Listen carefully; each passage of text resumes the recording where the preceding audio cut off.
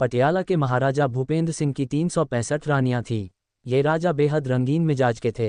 हिंदू राजाओं की अय्याशी के लिस्ट में इनका भी नाम आता है। महाराजा भूपेंद्र सिंह की गहरी दोस्ती हिटलर के साथ थी। इनके एक से एक बड़े शौक इन्हें पूरी दुनिया में मशहूर बना दिया था। तो आइए आज हम सबसे ज़्यादा रानी वाले राजा भूपेंद्र सिंह के बारे में जानते हैं। उनके द्वारा किए गए महान कामों की चर्चा करेंगे और उनके साथियों की भी चर्चा करेंगे। तो चलिए शुरू करते हैं। महाराजा भूपेंद्र सिंह के पिता का नाम राजा राजेंद्र सिंह था। जब उनकी मौत हो गई तब भूपेंद्र सिंह केवल 9 वर्ष के थे और तभी से उन्हें पटियाला की रियासत मिल गई। हालांकि औपचारिक तौर पर वे 18 वर्ष के बाद ही महाराजा बने। उन्होंने 1900 से लेकर 1938 तक शासन किया और अपने समय में ढेरों महान काम भी किए। इसी बीच हुए अपने रंगीन मिजाज और अजीबोगरीब शौक की वजह से भी पूरे दुनिया में प्रसिद्ध हो गए। जैसा कि मैंने बताया कि पटियाला के राजा के पास 365 रानियां थीं। वे किस रानी के साथ रात बिताएंगे इसका फैसला बेहद अजीब तरीके से होता था। दरअसल महल में हर रोज 365 लालटेन जलाई जाती थी। सभी लालटेन पर अलग अलग रानियों के नाम लिखे जाते थे।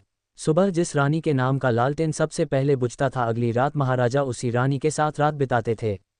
महाराजा क्रिकेट और पोलो में काफ़ी रुचि रखते थे। भारत में क्रिकेट को बढ़ावा देने का श्रेय महाराजा भूपेंद्र सिंह को ही जाता है।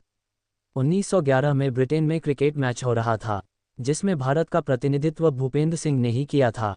इनकी रईसी का अंदाजा इसी बात से लगाया जा सकता है कि इनके पास 44 रोल्स रॉयस की गाड़ियां थीं। इनमें से 20 गाड़ियां राज्य के अलग अलग क्षेत्रों में काम करने के लिए रखी गई थी और महाराजा भूपेंद्र सिंह इन्हीं गाड़ियों में राज्य का दौरा करते थे। उनके मन में सबसे महंगे हार बनवाने की योजना थी। इसके लिए उन्होंने हीरे और मोतियों एक संदूक में भरवा के पेरिस के जौहरी को भिजवा दिया। करीब 3 साल की मेहनत के बाद जब हार बनकर आया तो देखने वाले की आंखें खुली की खुली रह गई। इस हार में 2930 हीरे लगे हुए थे और इसकी कीमत उस समय करीब 177 करोड़ रुपए थी। तो आज इस वीडियो में हमने जाना कि पटियाला के महाराजा, जिनकी 365 रानियां थीं, और यह महाराज खेलकूद और लग्जरी लाइफ जीने में विश्वास करते थे। मुझे लगता है कि कुछ राजा महाराजा इतिहास में अमर होने के लिए ऐसी हरकतें करते हैं। आपका क्या विचार है, कमेंट करके ज़रूर बताएं।